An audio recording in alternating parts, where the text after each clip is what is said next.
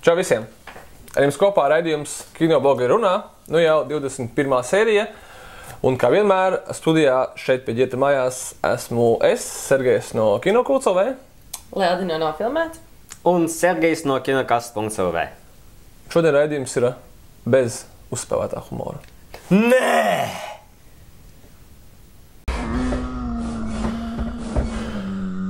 Diemžēl šoreiz mums jāsāk ar bēdīgu vēsti, un tas pat vairs nav nekāds joks un pat neuzspēlēts. Diemžēl gājis bojā populārais aktieris Pauls Walkers. Par to jūs noteikti esat dzirdējuši, bet mēs izmantošam šo bēdīgo situāciju, lai atcerētos viņa labākās lomas, kas nav tikai Fast and Furious filmas, starp citu, ko daudzi nezin. Tāpēc es ļaušu sākt jums, ja mans tops jau ir skaidrs. Valdi? Man pirmā uzreiz nāca prātā Eight Below, jo arī tā filma man lika raudāt. Tāpat kā šī skumjā ziņa. Un Fast and Furious. Tu taču nekad neraudi. Nē, es mēdzu raudāt. Okay. Bet vēl arī Into the Blue bija diezgan labi. Tur bija Jessica Alba. Jā, un tur bija visādi. George Brolins tur arī bija iestāpts, ko daudz aizmirst. Bet... Un viņš spēlēja prezidentu pat, ka viņš viņa tēvs. Jā, to tu kur uzzināji? Es nezinu, kaut kur dzirdēju. Nav smieklīgi. Es droši vien būšu neuzzināts. Man ļoti patīk Fast and Furious. Principā, es redzēju, tu Letterboxdā viņam saliki, tu neizskatās, ka tev baigi patīk Fast and Furious. Nē, 3 zvaigznes ir daudz. Tas Pauls Walkers? Ir 2 vairāk nekā Mobilis. 2 vairāk nekā Kim Kiduka jauna filma. Tas ir ļoti labi. Nē, es domāju, ka pirmkārt, viņš vienmēr asociēsies ar tām filmām, un tāpēc man arī viņas patīk, tāpēc, ka tas ir viņas slavenākas filmas. Bet, ko es nesen skatījos, noskatījos Hours, un Hours pati filma, viņa varbūt vietām ir nelīdzina, un nav, tā kā, ja mēs skatāmies uz citām minimalistiskām filmām, kā uz valsts, nav varbūt tik precīzi safilmēta, bet labākā daļa, labākā sastāvdaļa no tā ir Walkers, jo Walkers principā filmu arī izvilka. Viņš mēģināja tieši dabūt kaut kādu lomu prom no sava imidža, prom no savām plānu, noliks viņam tas izdevas, un šeit viņš varēja parādīt arī kaut kādu lielāku līmeni un lielāku aktieru prasmi. Un man prieks, ka vienkārši viņš paspēja to safilmēt un ka esmu arī ieraudzījis to. Tur, arī iesaku. Jā, tur ir par filmu Hours interesants fakts, ka tas viņa bija passion projekts.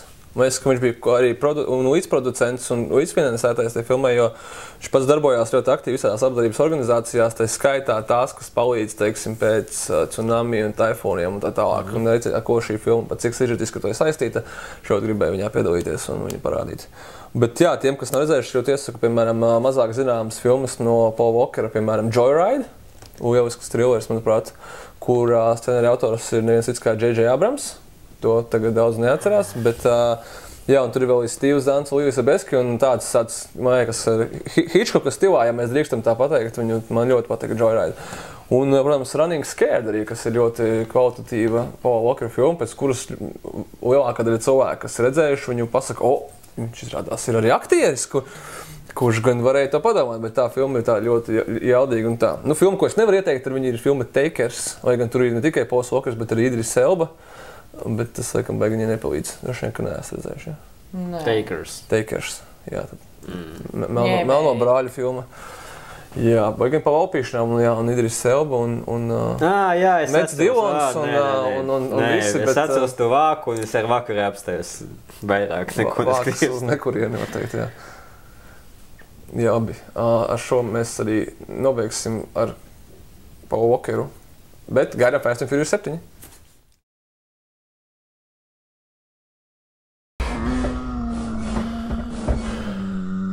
Mūsu dārgais draugs Toms Krūss ir oficiāli apstiprinājis, ka 5. neiespējamajai misijai būt. To mēs jau it kā zinājām arī iepriekš, bet tagad mēs zinām arī nedaudz vairāk. Kad filmu režisērs, filmas Jack Reacher, režisors un arī scenārija autors James McQuarries, kuru mēs varam atcerēties arī pēc filmām Way of the Gun, Valkīra vai 150,000 citu scenāriju, kurus viņš ir dakterējis, jā, bet oficiāli nav pateicis. Tāpat tās filmā mēs redzēsim arī Simonu Pegu un Vingu Reimsu, un tagad es lūkšu šodien nodzirdēt Mission Impossible tēmu. Lūdzu. Tev taču prasa, mēs cicinām. Interesanti izdevās sākt uzreiz ar piedzinājumu. Biskits. Nē, bet Reners nebūs? Kāpēc Limp Bizkit versija?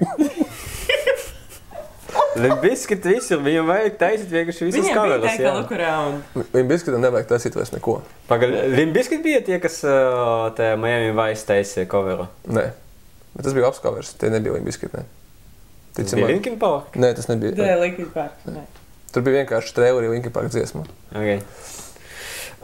Jā, tas ir priecīgas ziņas par to Džeku Rīčeru, jo man Jack Reacher pirmā daļa patika, un es ceru, ka viņš arī spēs savu stilu apvienot arī Mission Impossible 5. Un tas ir labi, ka mēs pat otra daļa, viņa bija diezgan slikta otra daļa Mission Impossible. To mēs visi zinām, jā. Otra daļa mēs redzējām arī citu stilu, kādu John Woo var ienest. Tie ir baloži un slow motion.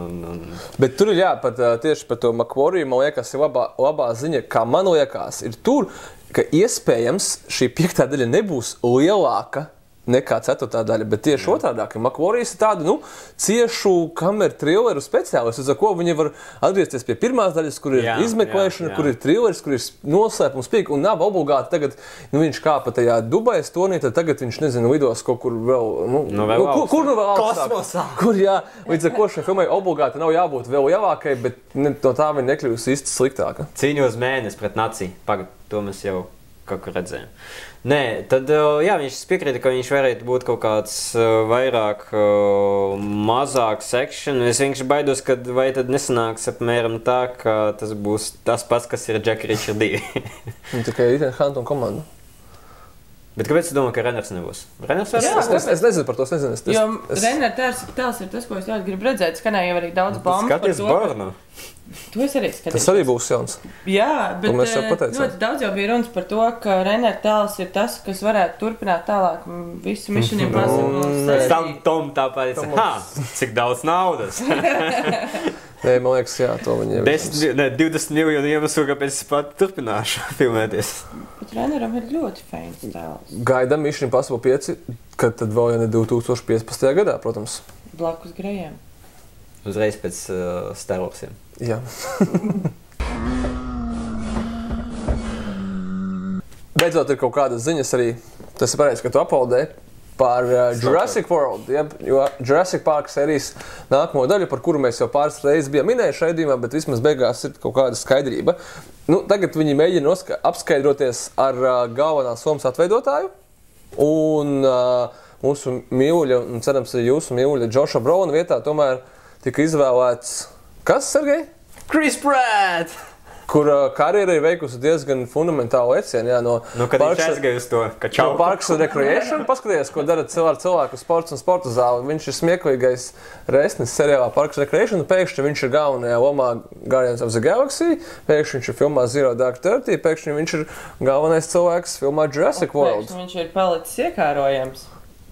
Reka pat vēl novērtē, kas ir svarīgi. Es saprotu, tikai smieklīgs bija funny, but not that kind of funny, ja? Jā. Jā, un filmas režisors Colin Trevorrow ir pateicis arī, ka notikumi norisināsies 20 gadus vēlāk. Kā pirmā daļas, jā. Okay. Kas iznāca pirms 20 gadiem. Gan arī. Tātad viss notiek real time. Tas ir, man liekas, ļoti loģiski. To es saliku kopā pats, to man nepateica. Tā kā tas ir svarīgs moments. Es ceru, ka jūs cerat kreisos. Guess what? 20 gadus vēlāk. Un filma būs 3D un iznāks. Guess kad? Tikai 15. gadā. Tieši tā. Gaidam. Nē. Wow. Džeja Leno šovā, kurš ir gan izveids tā kā šis šovs, tikai viņu skatās nedaudz vairāk cilvēku. Viesojās. Man tie vadītāji nepatīk. Jā, viens rēsnis, tagad otrs Dievs un Lodai nepatīk. Anyway. Viesojās pats svarenais Quentins Tarantino, kurš pateica uzminiet ko, kad viņa nākamā filma būs westerns. Sergej?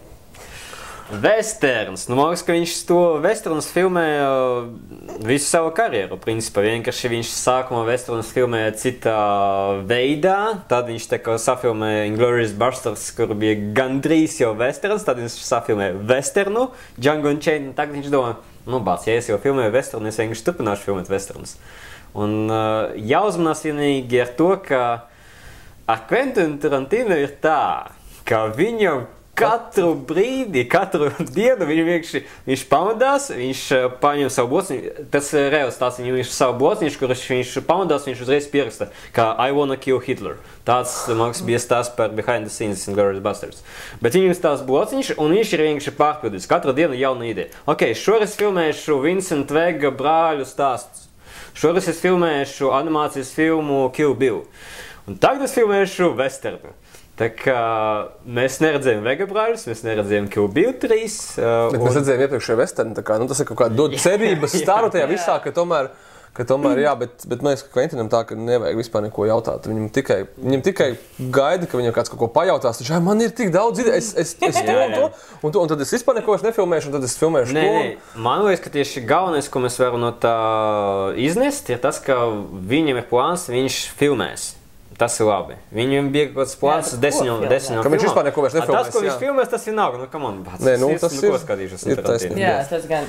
Jautājums, vai tas ir tas westerns, kas ir tā kā Django pasaulē, vai tas bija tas, kurš viņš bija domājis Inglourious Basterds kaut kādu tur to spin-offu. Tas arī bija to viņš. Vai tas būs kaut kas pilnīgi jauns, kas arī nav slikti galīgi, varbūt, kad Nē, es domāju, ka viņam principā ar sikuelu nebija. Viņam vienkārši kaut kā viss tajā pasaulē notiek. Tā kā es domāju, ka tas varētu būt kaut kāds viegls spin-offs. 2 vai 3 tās pasaules. Jā, vairākas? Viena bija, kur bija Death Proof, kas ir ķipa pavisam prom no pārējām. Un tad bija viena, kur bija Pulp Fiction, un otra bija, kur ir Kill Bill. Jā, es tagad varbūt pateiksies maldos. Kill Bill ir Pulp Fiction. Jā? Tad tur bija tāds, kur viena pasaule bija, kur vienas pasaules charakteris skatās to otras pasaules filmas. Principā tā arī bija. Un trešā pasaule bija tikai vienā, kas bija Death Proof, kas bija pār no visām atsevišķi. Tur bija līdzīgi ar Kill Bill, ka viņi Pulp Fiction vienkārši Uma Thurman stāsta, ka viņi jauns seriāls pilots, un viņi tur spēlē to Foxy Five. Ja ir Kill Bill, principā, varoņi. Uzrakstiet mums komentāros, kā ir patiesībā, vai mēs nopietni. Wikipēdijā. Un, kā nedēļas filma, šoreiz mums ir Fils, jeb Zaņķis. Un par to mums izstāstīs Leude. Es varu izstāstīt par to, kā Irvins Velšs nonāca līdz grāmatai, kas man liekas ļoti interesanti, jo visi zina viņa Trainspotting, kas ir... Vilcienvakti, tu gribēji teikt. Vilcienvakti, jā, ja mēs būsim latviski pareizi. Un lieta ir tāda, ka pirms viņš uzrakstīja Trainspotting, viņš saprata, ka viņš grib rakstīt, un viņš tev piespieda visu laiku rakstīt, un viņš uzrakstīja 1000 lapas puses, ielika to floppy diskā, un aizmet prom. Pretēji sargiem, kam patīk lasīt. Jā. No telefona. Jā. Viss kārtībā. Raidījums? Lūdzu, stāsti tālāk. Un tad aiziet viss Trainspotting, viss notiek, viss ļoti forši, viss tā tālāk. Un Irvins atcerās, ka, man taču bija tas floppy disks. Un tā viņš viņu... Bet viņam vairs nav lasītājs, ja? Jā, kam tad ir vairs floppy disku lasītāji? Starp citu, viņam patiešām vajadzēja meklēt datorgīgu palīdzību, lai vispār tiktu tam klāt.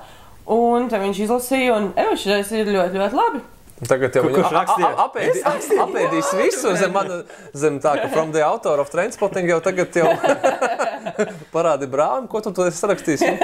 Dod šot visas floppy diskus. Bišķīt palabosim un aizies. Joks, bet nav jau tā nav patiesības. Nav tālu, bet es domāju, ka tur arī varētu būt viss tas Zaņķis, jo tad viņš bija visjaunākais savā vecumziņā, kad viņš to sarakstīja. Un tās Edinburgas daļas, kurās viņš dzīvoja, bija patiešām kārtīgs Zaņķis. Es domāju, ka mēs tur varam gaidīt kaut ko riktīgi dirty un nasty. Bet vai tas nozīmē, ka principā mēs varam jau droši apgalvot, ka nebūs Trainspotting 2? Tas jau jājautā Denijam Boilam vairāk, man liekas. Ne, starp citu. Jo grāmata jau ir. Nē, bet Velšs ir arī uztaisījis savu kā universu. Ļoti daudz no Trainspotting tēliem parādās citos. Nopietni, aptuveni. Kā Stevens Kings? Aptuveni tā, jo patiešām viņa tēli parādās praktiski visās pārējās viņa grāmatās. Tieši Trainspotting tēli. Fun fact. Fun fact. Ko tik neuzzinās, kad skatīsies Kinoblogi runā? Un iedod Odei parunāt. Jā. Nevis vienkārši pīkstināt. Labi, es slēdzu nost. Īstenībā ļoti labas televīzijas ziņas ir tādas, kad mūs iespējams tomēr gaida televīzijas seriāls pēc komiksa Preacher motīviem. Visi, kuri jau lasījuši Preacheru, saprot, ka tas ir komiksu pasaules gandrīz kā Watchmens, respektīvi neekranizējams. Watchmen ir komiksu pasaules Watchmens. Jā, es gribēju teikt to, ka Preachers visi baidījās, ko izdarīs ar Preacheru, filmēt viņu kā filmu, debūzēs, viņš ir nenormāli hardcoreīgs un tur ir tikai 6 komiksu izlasē, tas ir iespējams būs labākais komiks, ko es lasīšu. Bet, kas man likās ļoti interesanti, ir tas, kad pie tā ķērās kanāls AMC, iepriekš visi gaidīja, ka tas būs HBO, bet šobrīd jau nav īsti nozīmes, ja AMC, Breaking Bad un tā tālāk. HBO vairs nav vienīgais labā kvalitātes pazīme. Tagad ir arī tas pats AMC, tagad ir tas pats FX kanāls, tagad ir daudzi kabeļu televīzijas kanāli, arī Netflix, jā. Bet, kas mani vēl vairāk šokēja, ir tas, kad seriāla Preacher pilotu rakstā Evans Goldbergs un Sets Rogens, kas man galīgi nelīmējās kopā ar to, ko tu, Sergej, par to teiksi, kā šo cilvēku fans. Bet tā nav komēdija un tur nav, pimpi tur ir, bet, Green Hornet nepatika? Jā, tev Green Hornet nepatika? Nē, man nepatika Green Hornet. Ļoti nepatika. Nebija slikts, bet, Bija! Man liekas, ka viņi ir talantīgi džeki un komēdija pats par sevi žanrs diezgan grūts. Un ja viņi spēj sarakstīt komēdiju, viņi spēj sarakstīt, viņi ir geeki. Un tā kā ja viņi spēj sarakstīt komēdiju, viņi spēj sarakstīt arī kaut ko nopietnu. Man liekas, ka tas, ka viņi raksta seriālu, tas nozīmē, ka viņus var aizvietot, bet iedot iespēju. Es tieši tā, ka tāpēc pat domāju, ka tas nav tik kritiski, jo ir skaidrs, ka viņi ir geeki. Ok, pirms tam viņi filmējuši tādas sūtkomēdijas, bet viņi saprot, ko viņi dara, un viņi ļoti centīsies izrauties tieši no šī komēdiju tādas klišejas, ka viņi var tikai This is the end un Pineapple Express. Un ir skaidrs, ka viņi centīsies dubultā, lai pierādītu, ka viņi var arī kaut ko citu, un tas, ka viņiem varētu patikt arī kaut ko citu darīt, tas ir absolūti normāli un saprotami. Galvenais, lai viņi uztais to Preacheru un beidzot pierāda, vai varēs, vai nevarēs. Viņi pataisīt kaut ko, kas nav komiks.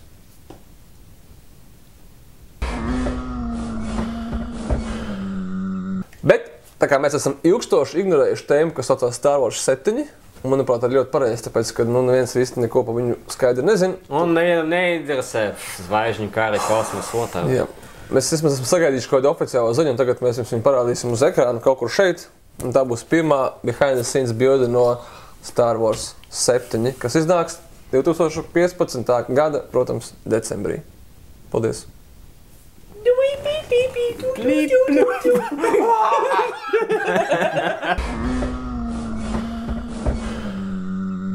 Paldies! Tas arī viss šai reizei. Bez uzspēlētā humora un samākslotiem jokiem. Klasī un stāviši. Tiekamies nākamreiz.